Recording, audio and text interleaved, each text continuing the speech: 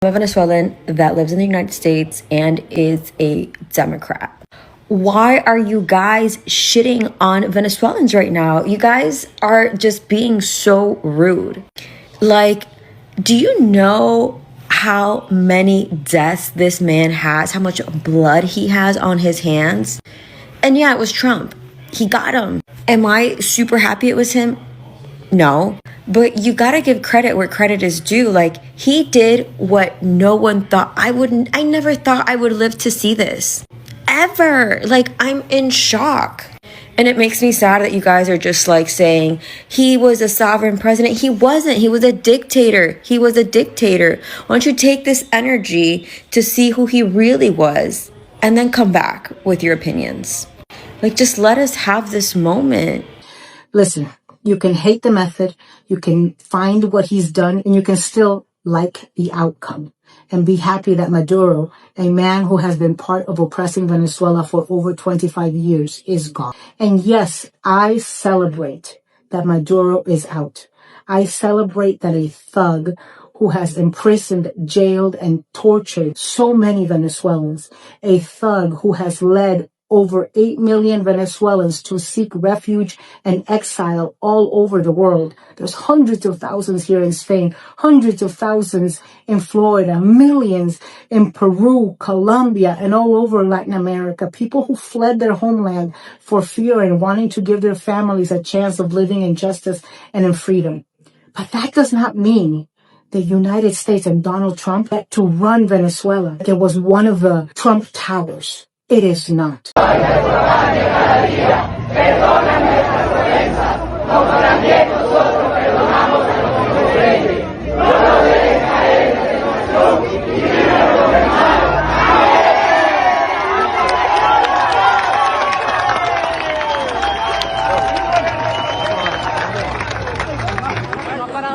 Desde que llegó, viene en pijama, como lo pueden ver, todavía ella está. Cuénteme un poco su reacción, cuénteme un poco qué sienta en este momento. Esto no tiene comparación. Gracias, Dios mío, gracias, Dios. Me arrodillé y lloré en mi casa por él. Es un milagro. Salimos. Muchas gracias. Por aquí también vemos parte de la juventud venezolana. Feliz porque yo soy hermana de Jordi Suárez, un muerto político. Cuando en las guarimbas tuve que emigrar por ese régimen y me siento feliz porque a nosotros nos quitaron un hermano, un hijo, un tío. Estoy feliz, se está haciendo justicia por toda esa sangre derramada que hubo en Venezuela. ¡Feliz! ¡Venezuela libre! ¡Qué emoción! ¡Dios mío! ¡Te adoro, Venezuela! ¡Qué emoción! 2026, what a way, already kicking off with big news. As you saw at the top of the show, we have news here. President Trump has confirmed that the United States carried out a decisive military operation in Venezuela early Saturday morning. The action, described by the administration sources as the result of months of strategic pressure, involved controlled explosions and the deployment of aircraft in Caracas, culminating in the arrest of socialist leader Nicolas Maduro and his wife, Celia Flores. God is really moving, folks. For you guys who may not know, missionaries have been blocked from going into Venezuela since 2005. Due to all of the political chaos that was going on there. And now we have many people, many Christians in Venezuela are just feeling so happy and relieved that this actually has been overtaken. Michelle, what are your thoughts there? I mean, it was amazing to see the strategy, the planning of this administration and overseas operations has been phenomenal, outstanding. And I believe whether people like Trump or not, these things will go down in the history books 100 years from now, 200 years from now, 300 years from now. People will be looking back and talking about the military strategy that happened in several wars. We have ended wars with this administration, but this, to serve out that warrant and to do it in a matter of minutes, I don't think people understand just the amount of working things, working parts, and to really keep keep it concealed because we see what's happening is that our own, as far as I'm concerned, treasonous congressmen and women and or ignorant. So either they rightfully are supporting this dictatorship and they've been liars all the time. You know, they're calling President Trump a dictator, but lying when a real dictator is captured, when a real drug lord is captured, they're saying, release him. We should never have done that. Or they're just willfully ignorant of what we are allowed to do in the United States when it comes to foreign and really domestic threats. And this, so I praise this. I'm excited about this. It doesn't bother me one bit. And really, this is something that started under the Biden administration. Good for the people of Venezuela.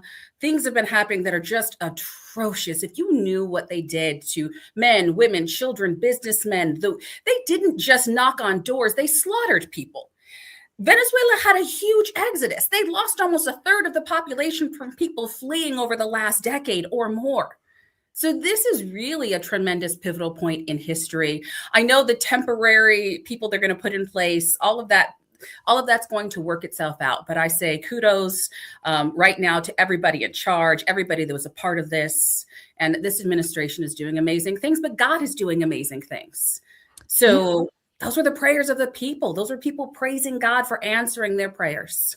Yeah, I think Michelle, nailed it on the head. The reality is what we're looking at is a spiritual war and a spiritual things that are happening. There was a lot of, it's hard to deny what you're seeing now with how many people are celebrating this in Venezuela and around the world, because like Michelle said, they've had to flee. And they're seeing this and they're extremely happy that what's going on. So that tells us that there's obviously whoever's in the US that is protesting against that doesn't have an understanding of what has actually been happening on the ground. I mean, we've known for many years that they've had problems with food supply. They were taking these things away as a socialist country, and people were starving to death. The healthcare, the medicine they couldn't get available to it. So there's been all that issues. But I think that what we're also seeing, and what I've noticed on social media, is there's a lot of people who hate Israel who are trying to now turn this and make it look like, we should take the people out of Israel because they're the dictatorship. And now it's been a plot for us to put somebody in who favors Israel into that country. And so now you're seeing all these conspiracies starting to float out instead of people focusing on the reality that a bad man was taken out of position so that good people can begin to take over their country again and to actually have a true democracy and a republic in that country. And so I think the spiritual aspect of this just shows us how God uses nations. And right now he used the United States, and God used nations throughout the Old Testament period that we see all the time to either judge or bless his nation of Israel. And so if God's using America to bless the people of Venezuela, to allow for Christianity to get back in there and help these families, I don't have a problem with it at all. Yeah, absolutely. And folks, just a little bit of history on Maduro. So he was raised in the Roman Catholic Church in a working class Caracas neighborhood. In his younger days as a union activist and socialist, Maduro openly declared himself an atheist. So he dabbled also in Eastern mysticism, becoming a devotee of the Indian guru Sai Baba. In 2005, he and his wife, Celia Flores, visited Sai Baba in India, even promoted a branch of his teachings in Caracas. So after succeeding Hugo Chavez in 2013, he rebranded himself as this practicing Christian. And I believe it's Cristiano de Oracion, a praying Christian. That's what it was in Spanish or in English. He declared Venezuela a Christian country and started using Bible verses to justify his socialist agenda. Many of his speeches were calling Christians to unite with Muslims, to unite against oppression. So again, we see this, which we've been seeing a lot lately, of certain sects of so-called Christianity joining or trying to join other religions, becoming sort of this one world religion.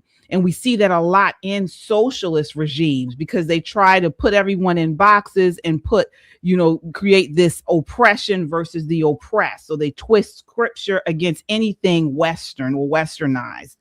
And this is why, and we talked about this previously on the show, how we see that a lot of these types of religions and spiritual movements do not like biblical Christianity, because we believe in that there is only one way to God, and that is through his son, Jesus Christ. You don't see us talking about joining forces with Islam and with Buddhism and things like that. And this is a major indicator in a lot of these the socialist agenda, because they try to create unite everyone under one flag, under one world, under one religion.